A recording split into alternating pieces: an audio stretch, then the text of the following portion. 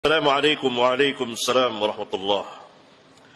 Ustaz, bagaimana sikap makmum mengenai kunut subuh jika imam melakukannya? Karena ustaz-ustaz lain yang bermanhaj salaf, mereka menganjurkan agar makmum tetap mengangkat tangan dengan berdalil lewat perkataan Imam Ahmad mengenai sikap makmum. Kunut subuh, tanyakan kepada ustaz itu, kunut subuh bid'ah atau sunnah? Itu pertama. Kalau sunnah menurut mereka ahli kunut. Kita harus tahu dulu, menurut antum kunut subuh itu sunnah atau bid'ah? Kalau jawabannya sunnah, halas, berbeda antara kita dengan mereka. Kita mengatakan kunut subuh itu bid'ah. Jika mereka mengatakan tidak ada ulama yang membid'ahkan, apa jawaban kita?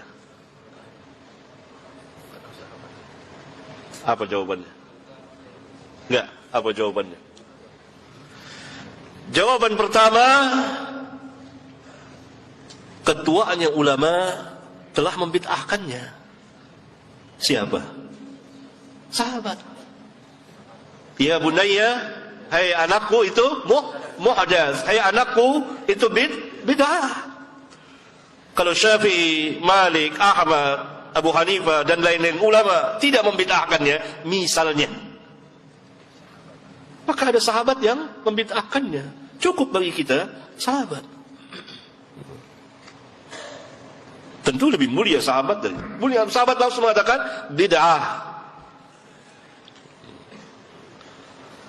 Ya. Nah, kalau jawabannya bid'ah atau jawabannya tidak sunnah, tegaskan apa yang Ustaz maksudkan dengan tidak sunnah. Jawabannya datang salah mari itu Ustaz.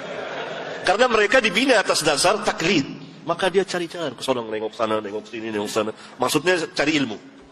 Kan suka begitu, jangan bilang bid'ah, tidak sunnah saja. Tanya, apa yang dimaksud dengan tidak sunnah? Dan yang menjadi lawan tidak sunnah itu apa?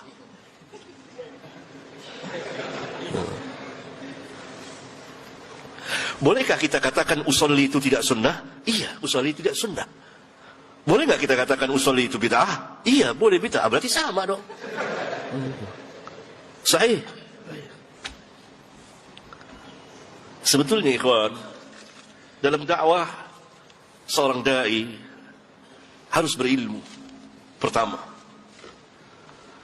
dan harus yakin dengan ilmunya, dan betul-betul membahas ilmiah, pembahasan ilmiah, dan harus memiliki syaja'ah, keberanian.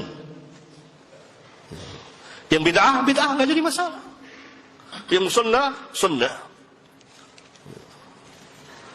Nah, kalau itu bid'ah, tanya, bolehkah kita mengerjakan bid'ah dalam sholat? Diperintahkah kita mengerjakan bid'ah dalam sholat? Boleh nggak? Nggak boleh. Dalilnya? Sallu kama ra'aitumuni usalli. Salatlah sebagaimana kamu melihat aku salat, bukan sebagaimana kamu melihat mereka salat. Tidak, aku salat. Semuanya merujuk kepada Nabi yang mulia sallallahu alaihi wasallam. Mereka berkata lagi, kita diperintah untuk mengikuti imam. Innama ju'ilal imamu liyutamma bihi. Tanya, mutlaqan atau muqayyadan? Mutlakkah atau muqayyad dengan sunnah? Kalau dikatakan mutlakan, berarti antum harus mengikuti imam yang mengangkat tangan lebih dari kepalanya. Gini. Berarti kita harus mengikuti imam yang bersedekap seperti ini ya. Gini. Kok antum gak ikuti? Kan mutlakan. Gini. Antum harus mengikuti imam. Kenapa antum di sini lempeng, nggak bengkok seperti ini? Antum harus mengikuti imam yang sedekapnya mendekati farjinya gini. Kan gini nih. Berarti ini hadisnya dhaif, di bawah pusar, nggak sampai ke parji bahkan sini. Berarti mengamalkan hadis dhaif dan dalam mengamalkannya tidak tepat sampai mendekati parji gini. Harusnya di sini di bawah pusar. Tapi hadis itu dhaif. Kenapa antum nggak ngikuti? Bahkan antum di sini. Kelebihan juga. Sahih. Saya ajak antum bebas merdeka. Ini saya. Antum imma mau ikut ustaz lah, antum merdeka. Saya hanya mau bahas ini. Untuk para pelajar merdeka. Bahas sendiri antum. Antum bisa baca kitab. Berarti tidak mutlak. Lalu ditanya lagi, oh kita kan pernah Nabi SAW salat 5 rakaat, sahabat ikut. Nabi lupa, itu bid'ah atau lupa? Bukan bid'ah. Lupa. Beda. Antum nggak bisa bedain antara lupa dengan bid'ah.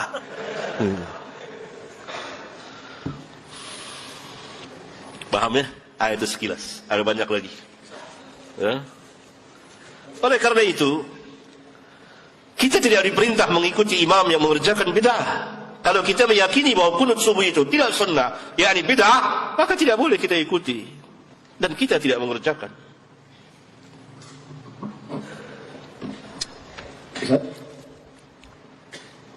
Bagaimana dengan dalih bahwasanya untuk menghindari mudarat yang lebih besar? Karena di sebagian daerah atau di kampung-kampung, terkadang masyarakat masih banyak yang belum mengetahui tentang sunnah ataupun bid'ah.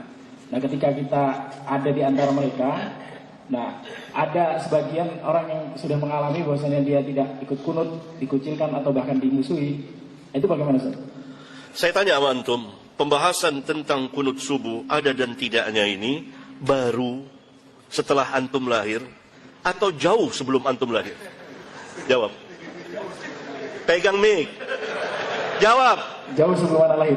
Jauhnya berapa lama? Jawab. Sejak zaman sahabat. Enggak, di Indonesia, di Nusantara. Kan kita bicara di antum tinggal di mana nih? Di Indonesia. Di mana di Indonesianya? Jakarta. Jakarta, bukan kampung. Taruhlah di sana, iya. Nah, kunut pembahasan kunut subuh sampai ada tulisan, sampai ada perdebatan, itu terjadi sesudah antum lahir atau sebelum antum lahir di Indonesia? Jawab. Sebelum anak lahir. Berapa lama? Berapa lama? Umur antum berapa sekarang? 23. 23. Kemarin sore. Bahkan tuaan pengajian ini dari umur antum. Tahun berapa antum lahir? 93. 93, tuaan setahun pengajian ini. Pengajian ini dimulai tahun 92. Antum belum lahir, tahun depan antum baru lahir, 93. Paham? Saya terangkan. Biasa ya. Jangan kecil hati antum, ini biasa. Ini majelis laki-laki. Bebas antum, bebas. Merdeka. Nah, jangan baper, jangan. Ya, ini bebas, merdeka. Saya bukan marah sama antum, bukan ini. Enggak, biasa, antum tahu semua. Ya, ini pembahasan kunut subuh di negeri kita ini sudah 1 abad kira-kira. Dan itu dari awal tahun 19-an. Bahkan bapak saya aja belum lahir dari itu. Kakek saya, kakek antum, sudah ada. Jadi bukan hal baru. Bukan hal baru yang perlu ditakuti. Itu pertama. Yang kedua, kenapa antum dai yang pegang dengan sunnah lalu dikucilkan, dimarahi? Kok takut dimarahi? Hah? Ini sunnahnya para nabi dan rasul. Para nabi dibunuh. Lihat, Bani Israel membunuh para nabi.